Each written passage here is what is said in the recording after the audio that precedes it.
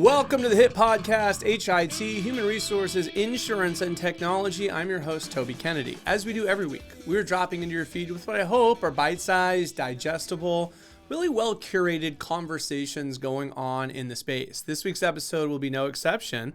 This week's episode is brought to you by Montage Insurance Solutions. And without any further ado, I bring back a beloved friend of the show, Kelly Ellison. Kelly, hey, how are you?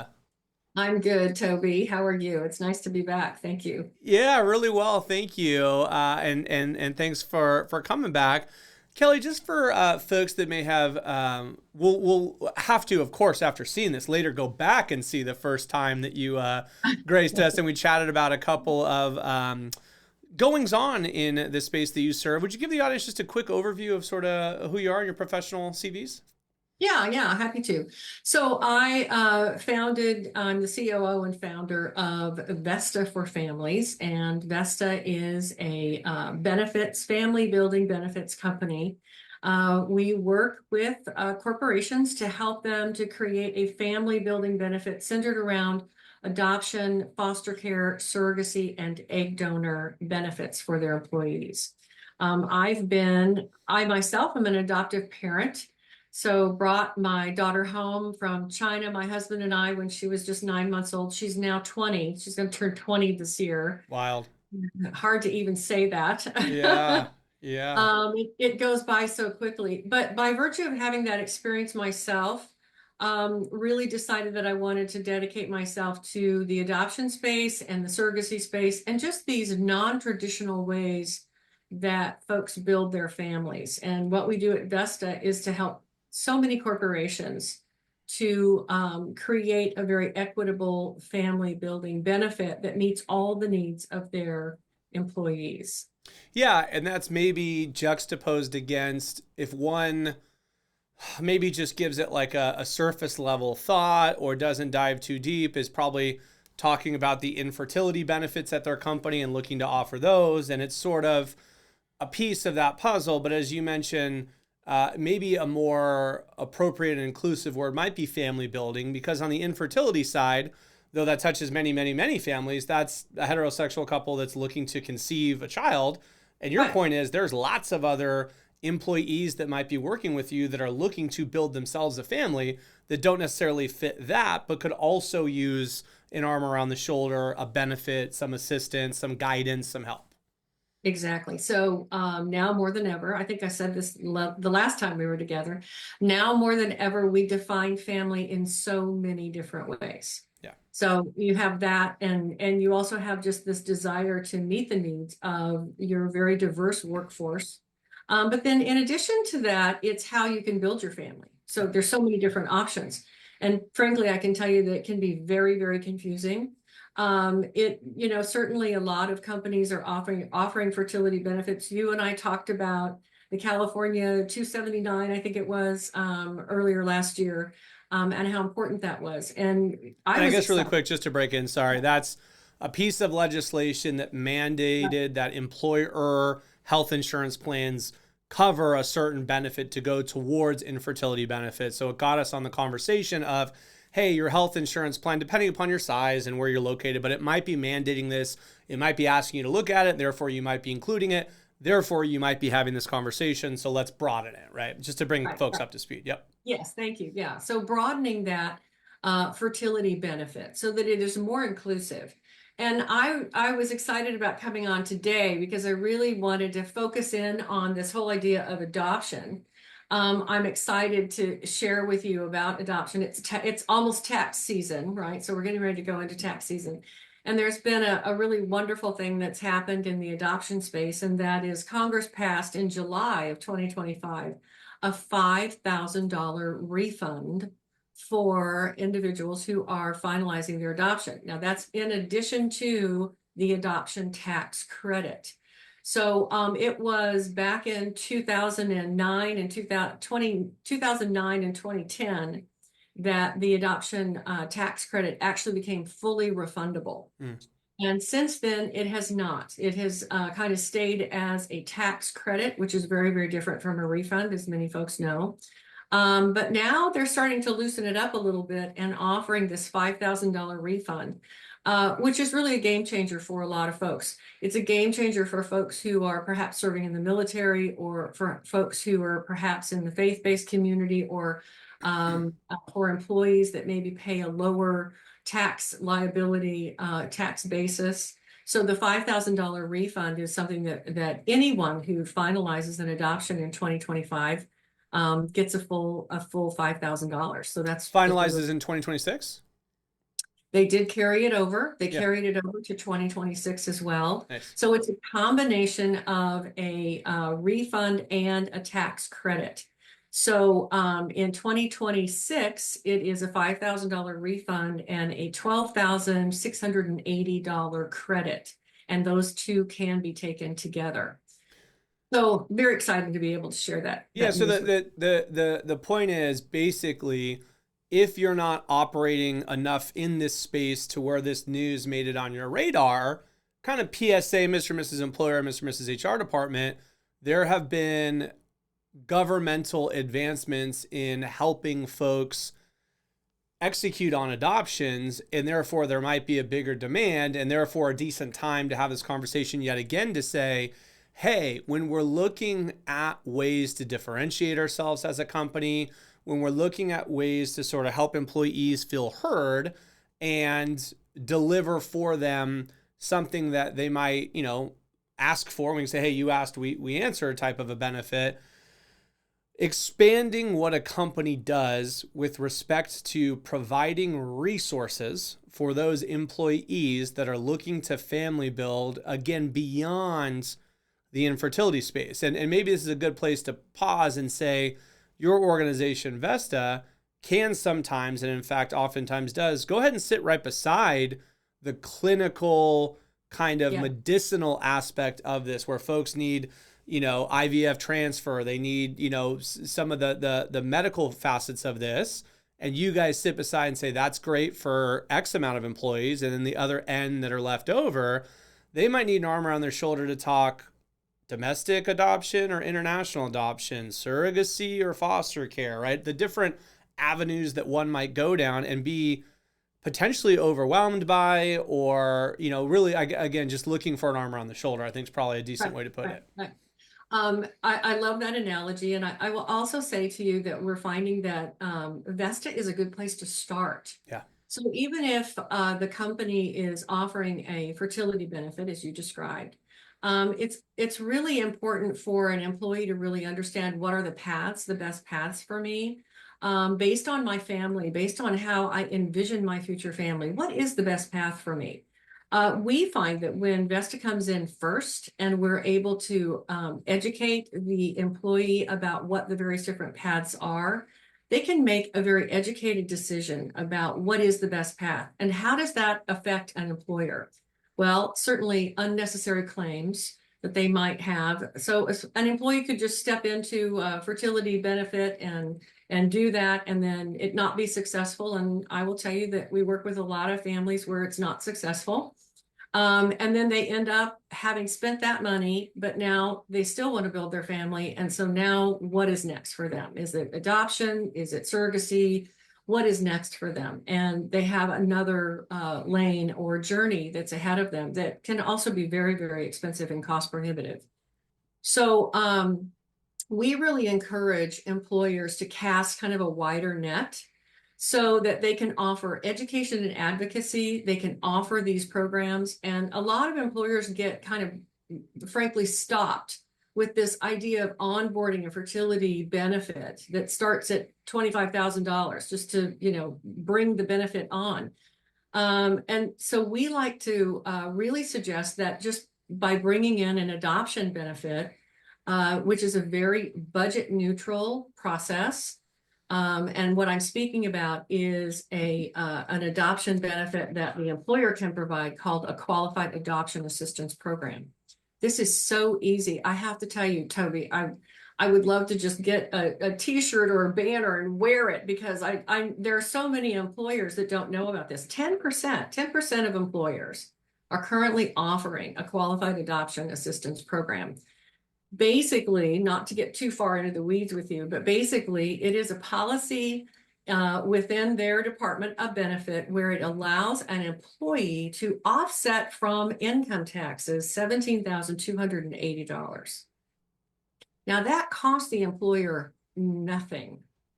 By offering that benefit, they now have added this amazing thing for an employee who's facing $50, $60, $70,000 for domestic adoption. In many cases, for example, if an employee is making $100,000 a year, for example, as a gross income, being able to offset that $17,000 from taxes is going to really even lower their tax basis. Yeah. In addition to that, they can take the adoption tax credit, and in some cases, take a state credit. So you can see how the waterfall of that really begins to happen. And by virtue of the employee doing a the employer rather doing a simple policy that says we're going to allow our employees to create an adoption assistance program, a qualified adoption assistance program, and offset from taxes that $17,000, they have saved that employee so much money and it costs them nothing.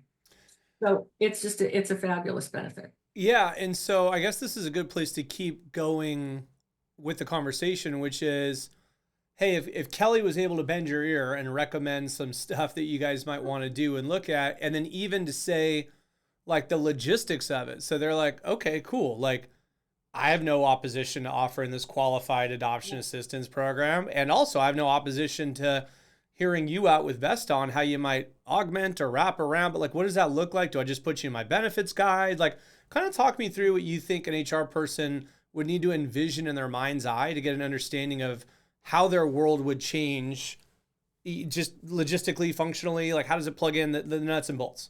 Right, exactly. So the nuts and bolts of the Qualified Adoption Assistance Program is, first of all, writing a simple policy. And just so that you understand, Vesta can help an employer do all of these things. We can help you to create the policy. We can also help you to manage the policy.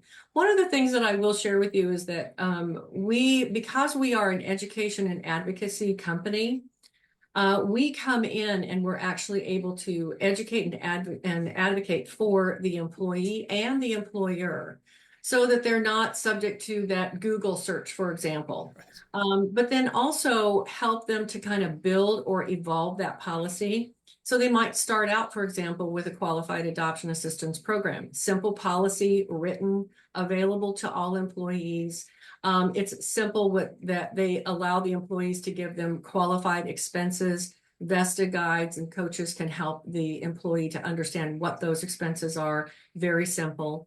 So it really is a very simple policy that they can do. But then let's say they want to add paid leave, which would be another round for perhaps maybe the second year they'd want to add paid leave. Then another year they might want to add a financial reimbursement.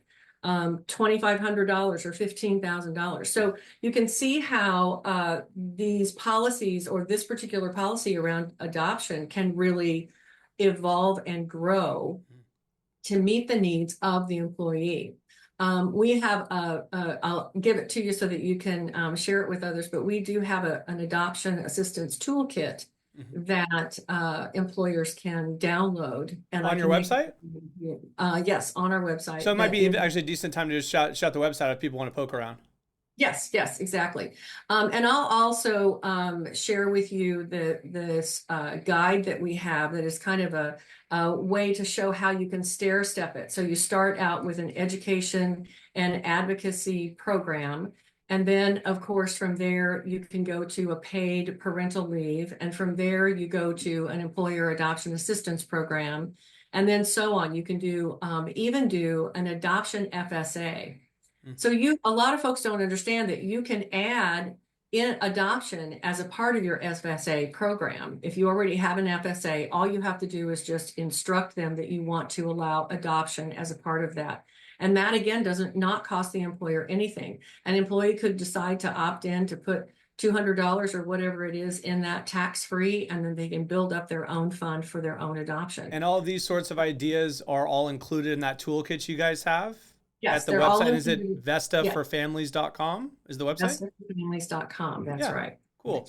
So what we're able to do is, and one of the reasons that I think adoption is a really great way to start is, it's not a highly utilized benefit. Let's get real. It's not. We're talking about 1% of your population is probably going to embark on submitting a claim for adoption. But there's a lot of interest in this adoption, foster care, kinship adoption. Kinship adoption hits a lot of folks. And what I'm talking about is having to adopt your grandchildren Yep. or a niece or a nephew. And this is something that can occur for an employee. It has a huge financial implication. They are not ready for it.